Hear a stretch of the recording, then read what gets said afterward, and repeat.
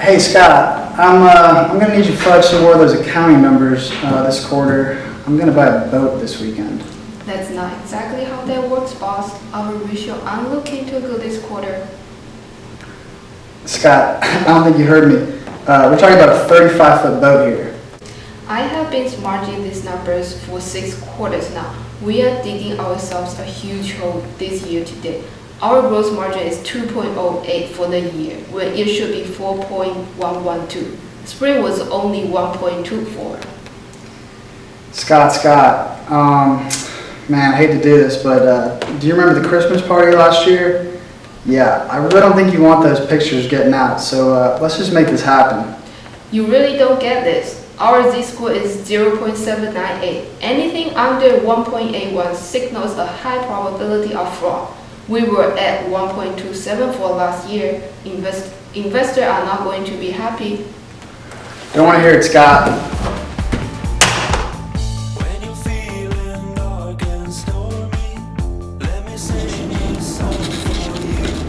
Good morning. I don't know what terrible things you've done up to this point in your life to get assigned to my class, but clearly your karma is out of balance. My name is Tina Carpenter, and this is Accounting 7651, or how I like to call it, How to Get Away with Fraud.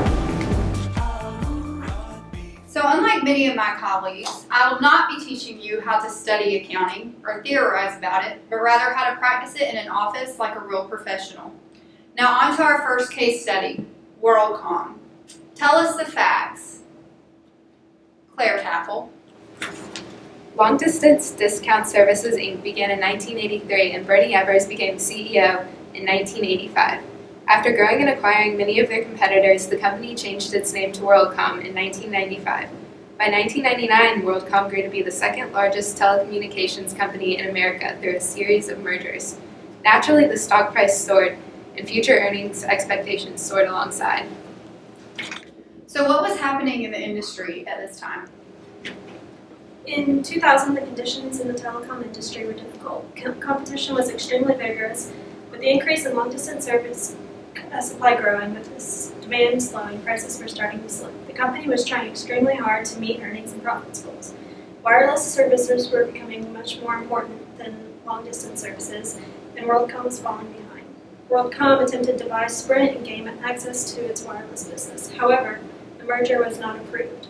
This was taken to mean that the mergers were no longer a feasible option for expanding the company. Evers began to lack strategic direction, and the company started drifting. Kelsey concur. So who were the key players? Bernie Evers, WorldCom's CEO, leading the fraud, pressuring Scott Sullivan, the CFO, to participate. Other parties in the fraud were the controller, David Myers, the director of the Journal Accounting, Buddy Yates, and 2 accounting managers, Betty Vinson and Troy Norman. We've now established the active reus. Ms. Espinoza, what was his mens rea? Mens rea. Day 1, and you're unprepared. I emailed this assignment to the class 2 days ago. I didn't get it. Ms. Espinoza, as a fraud investigator and researcher, I spend most of my time around professional liars, so you're going to have to work really hard to fool me.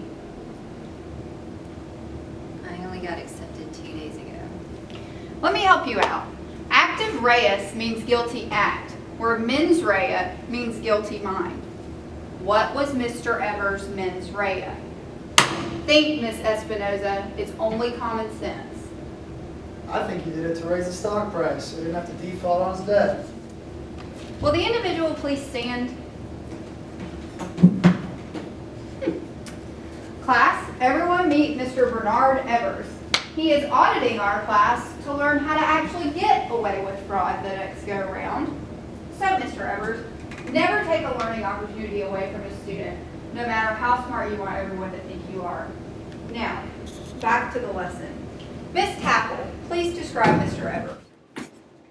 Mr. Evers grew up a simple guy. He went to Mississippi College on a basketball scholarship. He began his business career operating a chain of motels, then started investing in multiple other industries, such as timber, lumber, and sports teams. Nicknamed the telecom cowboy, he came to work in jeans and cowboy boots. So what pressures did Mr. Evers' lifestyle create that led him to commit the fraud?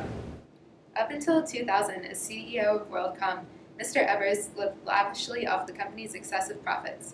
Accustomed to this lavish lifestyle, when things started to go downhill, Mr. Evers panicked.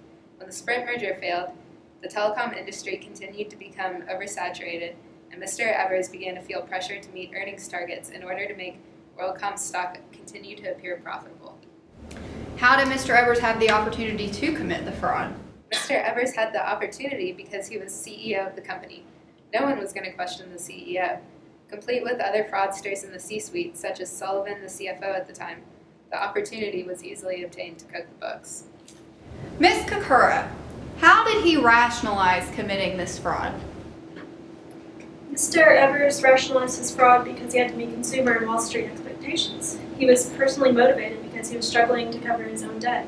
Rather than sell his WorldCom stock, this company offered him $400 million of a personal loan. He covered it up with $3.8 billion of incorrectly accounted for expenses.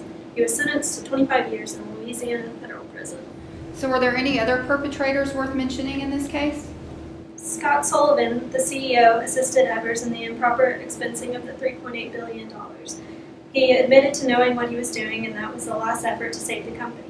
He was intimidated by Evers, and he said he felt threatened to hit earnings to save his job. He needed the job to provide for his family. He received a 5-year sentence in exchange for testifying against Evers. Anything else, Ms. Kakura? The other fraudsters received much smaller punishments for their crimes. David Myers, the controller, and Buddy Yates, the director of general accounting, got 1 year and 1 day in prison. Betty Vinson, the accounting manager, received 5 months in prison, and Norman, another accounting manager, received 3 years probation. So the trials for WorldCom ended quite a while ago. Unfortunately, our clients were sentenced to a cumulative 32 and a half years of jail time. Tomorrow, each of you will have 1 minute to present an alternative strategy that would have cleared our clients' names. In other words, how could our clients have avoided going to jail? Ms. Espinoza, you'll go last in an enviable position, seeing that no 2 students will be able to present the same idea. Use the resources in this office, Jenna's Discovery Library, my associates, and the person who knows me better than myself. The name's Frank, and unlike many of my colleagues, I do believe there are stupid questions. So if you even think that your question may be stupid, I ask you to please refrain from asking. And one more thing. Every year, I choose 1 group to go to lunch with me. This assignment is used to help me decide who that group is. The top student gets this gold calculator. Consider it your immunity idol. The winner can turn this in at any point to get out of an exam. Now go, find a defense to free our client.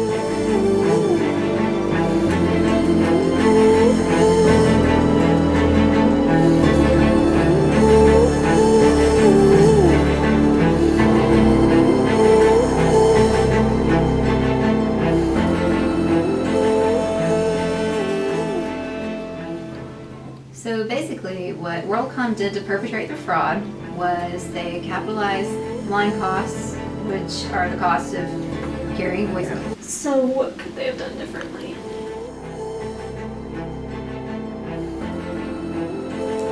Good morning. Although I doubt you have, I hope you've prepared appealing solutions for the WorldCom case study. Let's begin with Claire Taffel. Well, you could blame it on the auditors. Technically, they should have found the fraud. No, You could share the work papers. not it. You could blame it all on Evers. Blame it on Sullivan. Shut it, Mr. Evers, or I will refrain you from observing this class again. Kelsey, you're incorrect. Miss Espinoza, it's your turn. Well, the way I see it, with all of the checks and balances that exist and the regulations that have been enacted since WorldCom, I don't think there is a good way to do it. There's no good way to commit fraud. Finally, had the rest of you done your fair share of research, you would have uncovered all the regulations that Mrs. Espinoza found. There is only one answer in this case. You don't do it. Congratulations, Miss Espinoza. You can come collect your prize, and I'll see you on Thursday at Last Resort.